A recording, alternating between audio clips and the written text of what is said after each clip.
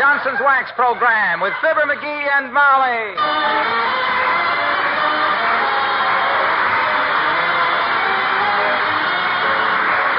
The makers of Johnson's Wax products for home and industry present Fibber McGee and Molly with Bill Thompson, Gail Gordon, Arthur Q. Bryan, and me, Harlow Wilcox. The script is by Don Quinn and Phil Leslie. Music by the King's Men and Billy Mills Orchestra.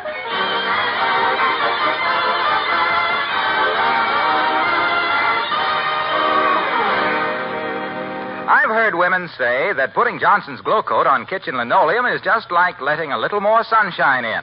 And that's true, too. Johnson's self-polishing Glow Coat makes the kitchen brighter and more cheerful. That hard, gleaming Glow Coat surface reflects the light, makes linoleum colors brighter, adds sparkle and shine. And Glow Coat is so easy to use, too. You merely apply and let dry. There's no rubbing or buffing. Dust, dirt, and spilled things can be wiped up with just a whisk or two of a damp cloth. Your linoleum will stay new-looking if you use Johnson's self-polishing Glow Coat. Hard shoes can't scuff or wear linoleum if you keep a gleaming, tough, protective film of wax on your floors. Let Glow Coat take the punishment and make your kitchen bright, clean, and shining at the same time. Use Johnson's self-polishing Glow Coat to protect and to bring out the beauty of your home. Look on the bright side, shine up the right side, bring out the beauty of the home.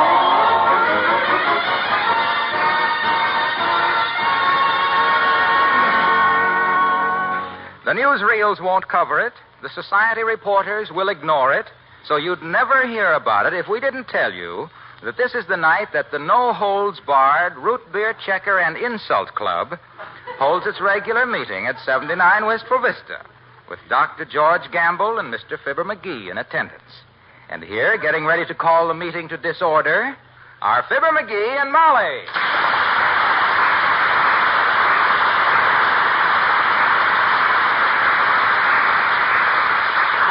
See, I got ashtrays, checkerboard and checkers, glasses for the root beer, salted peanuts, scorecard, towel. What do you need the towel for? Mop up with.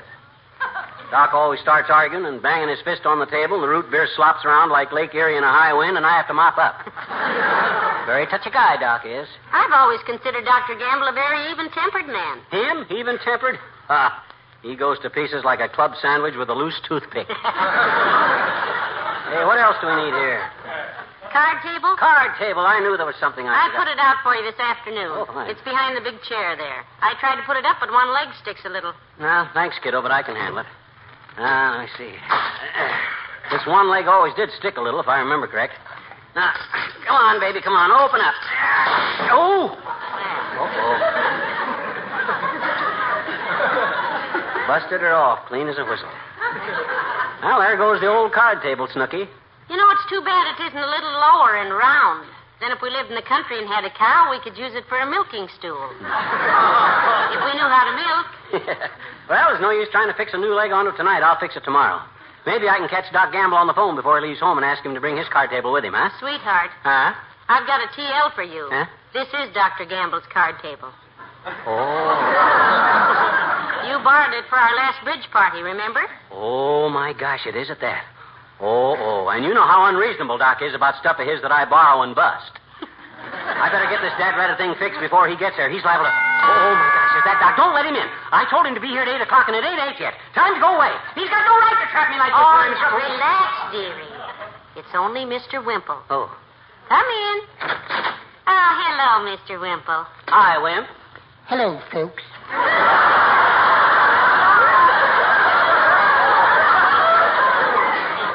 I'd invite you to stick around and bat the fat kid, but I'm expecting Doc Gamble for our regular checker game.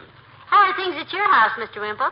Oh, about as usual, Mrs. McGee. I had a little incident yesterday with Sweetie Face. You mean? Yes, my big old wife. You see, Sweetie Face was practicing her weightlifting, and I said, "What are you doing, honey?" And she said, "I'm practicing my weightlifting." And I said, "My goodness," I said, "you do that every time you get out of a chair." Oh, my. Yes. And then when I regained consciousness again, she had left the room. So I bolted her 200-pound barbell to the floor. A situation fraught with peril, if I ever heard of one. What ensued, Wallace? Well, it was very interesting, Mr. McGee. Yeah? Sweetie Face came in, flexed her biceps, adjusted her gym bloomers, and tried to pick up the barbell. Yeah. She tugged and tugged and tugged, and she couldn't raise it an inch. Wow. Then she took a deep breath, gave a terrific heave, and suddenly, with a horrible snapping sound, it gave way. Wow. The barbell or the floor? Her girdle. My gosh. Yes. Sweetie Face hasn't been let out so fast since the Girl Scouts found her smoking cubebs in her pup tent. Well, I've got to be going now. Goodbye. So long, Wood.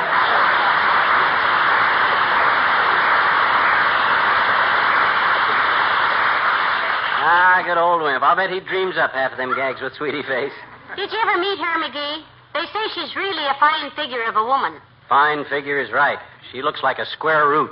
Doggone it, what am I going to do about this card table, Molly? If Doc finds out it's busted... Oh, hey, I know. Yeah? Yeah, look, I'll be sitting at the table when Doc comes in, see? I can hold the busted side up with my lap, see? He'll never know the leg has gone off it, see? But heavenly days, McGee, you two sometimes play checkers for 3 or 4 hours. Yeah, I know. You can't prop that table up with your lap for that Well, long. maybe not, but I got to try. I got to bluff it through some way. Listen, why don't you just tell him you broke it and offer to pay for it?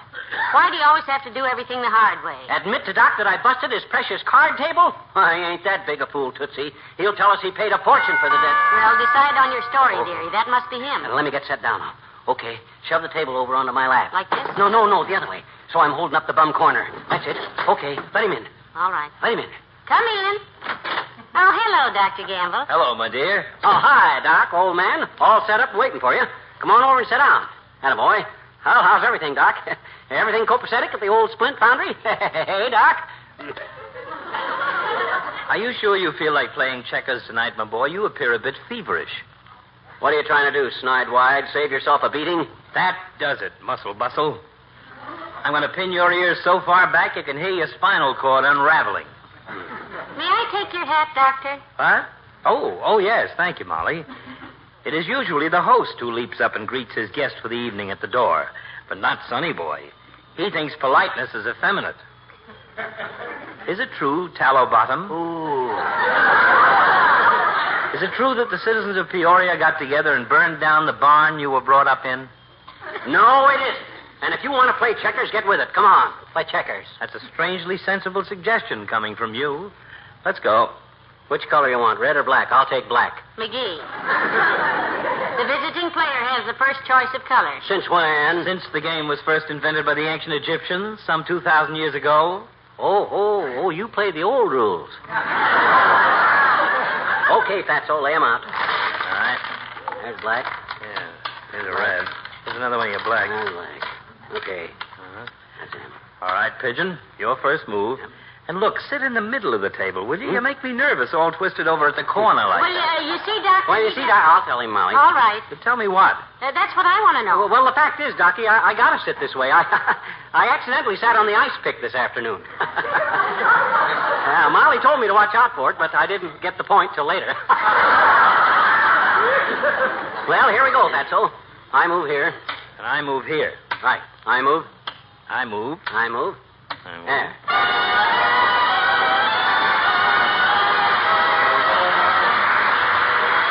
Billy Mills in the orchestra, and What'll I Do?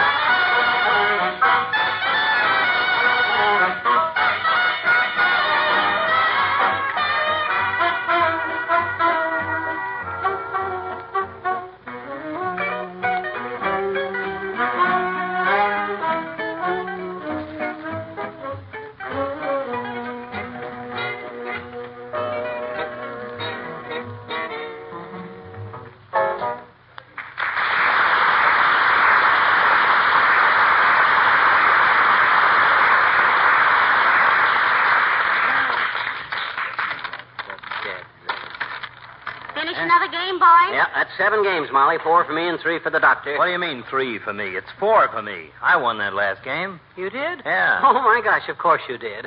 Ha ha. I put it down in the wrong column. Sorry, old man. It's quite all right, old man. I wouldn't have mentioned it except that you're as crooked as a crankshaft, and I wouldn't trust you any further than I could... Somebody at the door, Molly. Get it, will you? Why don't you get up and answer it, you lazy rum dummy? You glued to that chair? For 2 hours, you've sat there like a spider with the cramps, letting Molly run errands for you. Oh, neither of us ever goes to the door, we Doctor. don't go to the door. We always just holler, come in. Oh, it's Mr. Williams, the weatherman, boys. Do come in, Mr. Williams. Thank you, Mrs. McGee. Hi, Foggy, old man. You know Doc Gamble, I hope. Yes, indeed. Good evening, Doctor. Hello, Williams. You'll excuse our genial host for not rising to greet you. He comes from an old family of squatters. He knows his rights. Oh, yeah, well, Hasn't it been a nice day, though? You're certainly doing a wonderful job on the weather lately, Mr. Williams. It's been simply delightful. I'm glad you like it. Personally, I'm getting a little bored. Yeah? I sometimes wish I were back with my crew charting weather conditions in the Brazilian jungle. Brazilian jungles, eh? Never been in Australia myself. You've never been in a geography class either, apparently. Run into any trouble down there, Williams? Well, yes, a bit.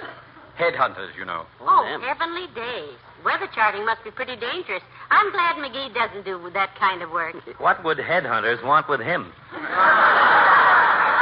They'd take one look at that silly-looking cranium and start seeking honest employment. They get any of your crew, Williams? Yes, they did. They captured a lad named Budkin who worked with us and marched him into the jungle. Wow. They were Jivaro Indians, the ones who shrink human heads. Oh, shrink their head. Goodness, how horrible. Yes, we found him 18 days later, unharmed, except that his head was shrunk to the size of an apple. Oh. Not a Baldwin. He still had his hair.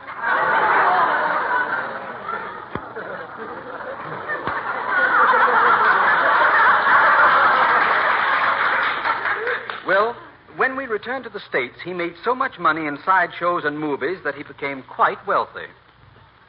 What's money when you got a head like an apple? Look who's asking. But it didn't stay such a small size, strangely enough. No? No, he went to Hollywood, and they made such a fuss over him that his head swelled to even larger than its original dimensions. Oh, by the way, Doctor. Yes? I do dislike to break up your checker game, but would you come over to my house next door for just a few moments? Well, can't it wait, Foggy? We were just starting the game. No, I'm afraid not, McGee. I have several guests waiting for me to carve the turkey for dinner. Oh. And I don't know where to make the incision. Where's my medicine bag? Oh, here it is. I'll be back shortly, McGee. Huh? Come on, William. Your usual fee, of course, Doctor. Good night.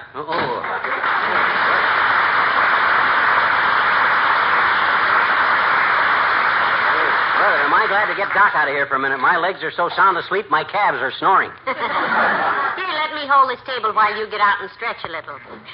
Thanks. That better? Ah, boy, that is better. Boy, what a relief. By tomorrow, I'm going to have a couple of Charlie horses so bad I'll have to use blinkers and a whip to get myself down to the Elks Club. Hello, folks. Oh, dear. I was just passing. Hey, what are you looking so startled for? Just me, Wilcox, the kid with the product. No, we thought it was Dr. Gamble, Mr. Wilcox. He went next door a minute to open up a turkey. The best straight line I ever had in my life, and I don't know what to do with it. You're not bowling tonight, pal? Nope, no bowl tonight, Al. This is his checker playing night with Dr. Gamble, Mr. Wilcox. They've just finished. Answer the phone, will you, Omaha? It's right behind you there. Okay, pal. McGee's residence. Dr. Gamble, no, but he'll be back very shortly. Get the number, Mr. Wilcox, and we'll have him call back. Yeah. Who's calling, please? Who? Mrs. Clyder Hatch. Oh, hurry. Oh, tell her Doc Gamble will call just as soon as he gets back here. Shh. I can't hear. Okay. Oh, what was that, Mrs. Clyder Hatch? Backache and general weariness? Oh? Well, I'm not a doctor, Mrs. Clyder Hatch, but I know what a lot of women do for that. Oh, what does he mean? They eliminate that old-fashioned down-on-the-knees floor scrubbing. Oh. What do you mean, how? Don't you know about Johnson's self-polishing glow coat? Oh, this is malpractice. Well, if the sales figures are any criterion, Dr. Wilcox has a pretty large practice. The company told me. Well, here's that how it works, Mrs. Clyder Hatch. With glow coat, you just pour a little out on your linoleum, spread it around with a long-handled applier, and let it dry 20 minutes or less to a beautiful, glittering sheet of protection. Yeah. No rubbing, no buffing. Why, certainly, Mrs. Clatterhatch. It's Johnson's Glow Coat. Glocoat. That's right. And another thing, Mrs. Clatterhatch, it helps restore the color. Whoa, Waxy, hang up. Oh, all right. I'll have the doctor call you, Mrs. Clatterhatch. What? Oh, you're quite welcome. Goodbye. Dear. Gee, imagine a housewife not knowing about Glow Coat these days. Oh. Mr. Wilcox, aren't you getting on dangerous ground prescribing for backaches over the telephone? Nope. I've not only prescribed, I've cured them. Thousands of them. Well, I knew a guy had a backache that you couldn't have cured. It was organic. Organic, eh? Yeah, he was an organ grinder. And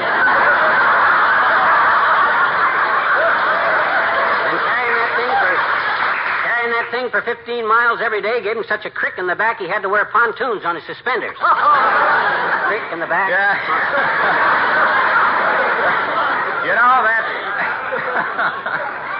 that reminds me of my uncle, Big Steinway Wilcox. Oh. He was a piano mover, grand upright character. What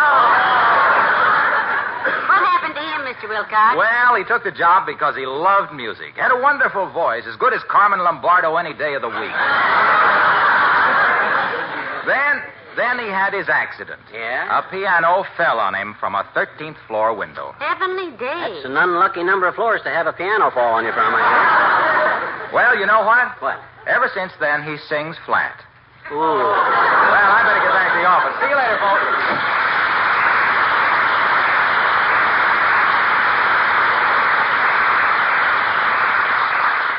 Hadn't you better get that table back in your lap, dearie? Dr. Gamble may be back before you Yeah, know but it. I'd like to stretch my legs as long as I can. I'm stiffer than a neck at a tennis match. Oh, my gosh, here he comes. Oh, wait, Doc, don't come in yet, Doc. Don't. Hi, mister. Oh, well, I'll be... Hi, Teeny. Hello, Teeny. Hi, Miss McGee. Oh, I thought you were Doc Gamble, Teeny. Gee, I don't know why.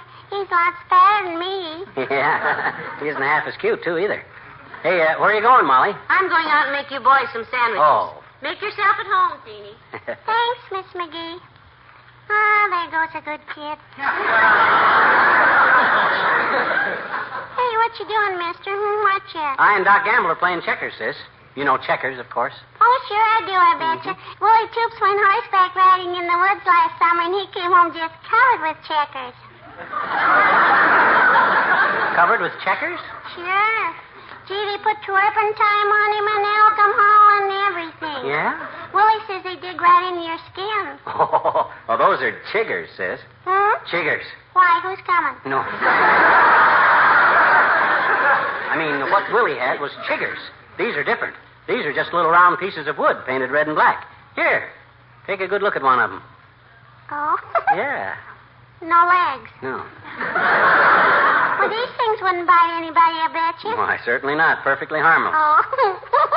Huh? Oh, boy. Have I ever got the goods on Willie, though? He thinks he got bit all over with little round pieces of wood. He'll buy my sodas all spring, or I'll tell everybody in the 3rd grade. Uh-huh. And it won't be long, either. Spring is almost here, you know. Oh, you think so, eh? Sure. I was passing your house this morning, and right out on your front lawn, with its little head bobbing up and down, what do you think I saw? A robin? No. Willie Toops' dog. He was bearing your morning paper.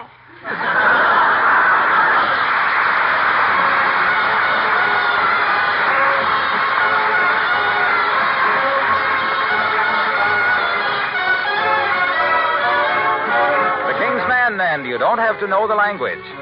When you're feeling tired and razzle-dazzled, when the doctor says your nerves are frazzled, go south, young man, as far as you can.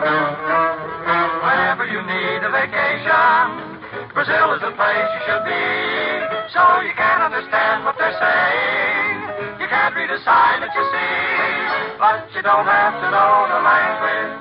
With the moon in the sky and a girl in your arm and a look in her eyes. Stop at the Copacabana with Sugarloaf Mountain in view. So the words on the menu mean nothing. You can't ask a soul what to do, but you don't have to know the language. With the moon in the sky and a girl in your arm and a look in her eyes. When she smiles your way, what more would you ever want anybody to say? So you sigh.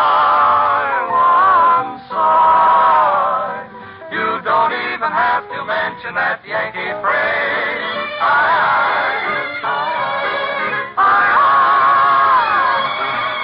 Perhaps when you end your vacation, you bring back a bit of Brazil, so you can't understand what she's saying.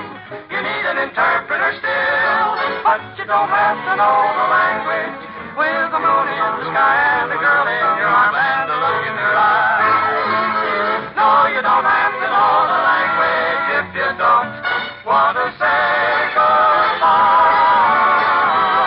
to the look in her eyes.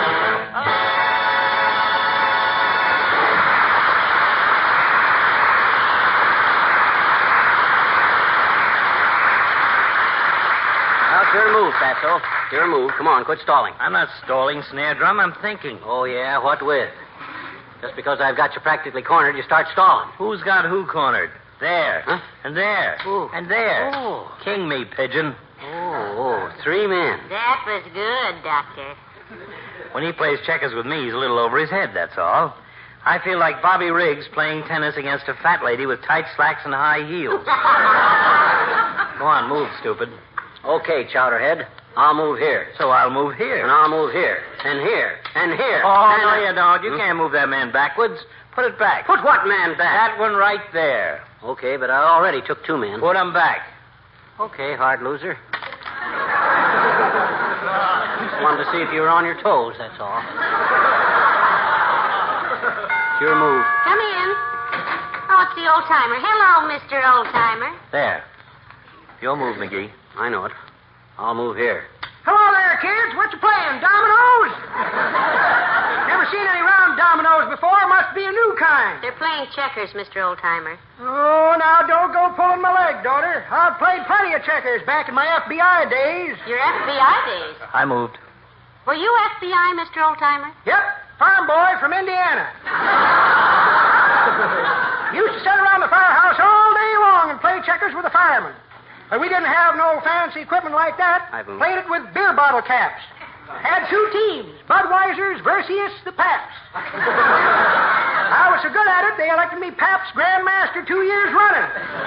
That was a good move, Doctor. Thanks. I think I got him now. Oh, you think so, do you? Well, try this one on precise, smart boy.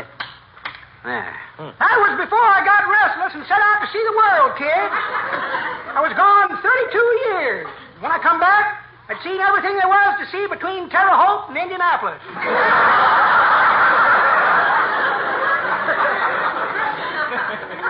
I think I got him now, Molly. What do you think, Doctor? Well, let me consider the situation a minute. Let me see. I move here. He moves there.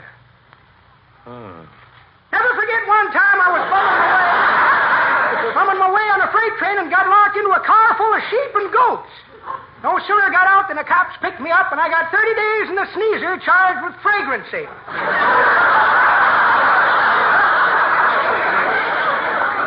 That's a bad situation. I'll say it was, Doctor. There I was, 40 miles from home. Can't move, eh? Oh, I could move around a little, Johnny, but them jail cells ain't very big, you know. You got in, hell to turn around. Looks to me like the game is about over. That's the way it looked to me, daughter.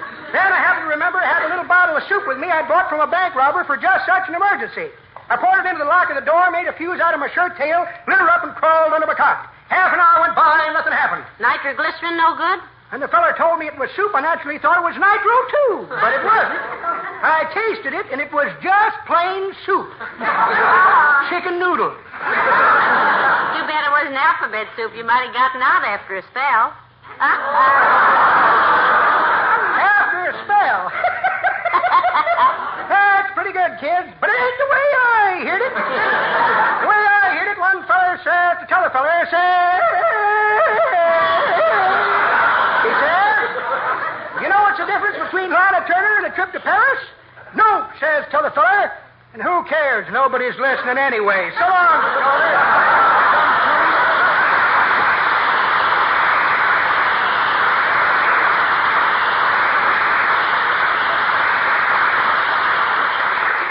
Who was that just went out?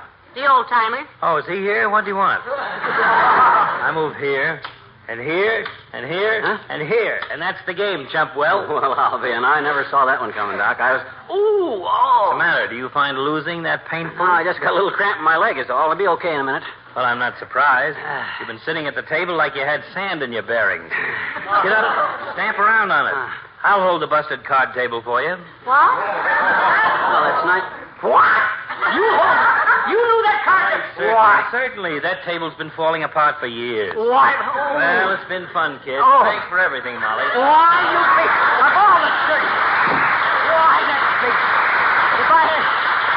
How much root beer did he drink? You know, if I were you, dearie, I'd refuse to pay him for those last x-rays. Huh? If you're as transparent as all that, they weren't necessary.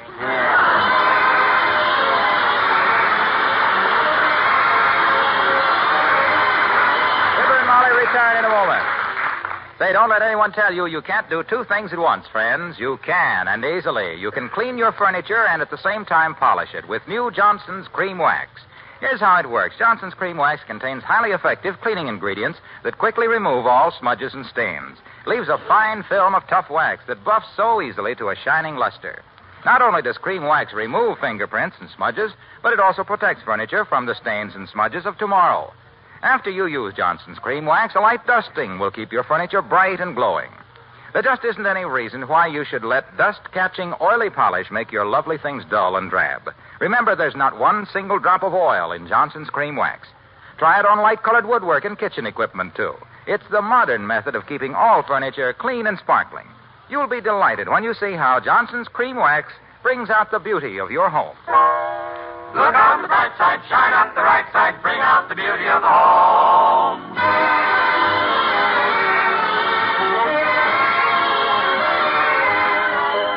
Boy, it feels good to stand up and stretch a while. I'll bet. Am I ever glad to get up off of that chair? If I'd have sat on it any longer, I'd have grew there. As a matter of fact, you have grown there. Huh? I had to let out your slacks again this afternoon. Yeah, but what that got... Oh, good night. Good night, all.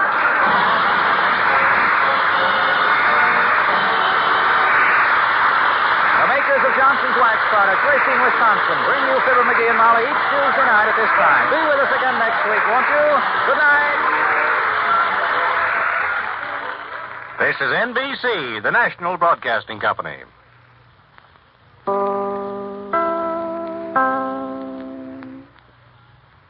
This is WMAQ NBC in Chicago.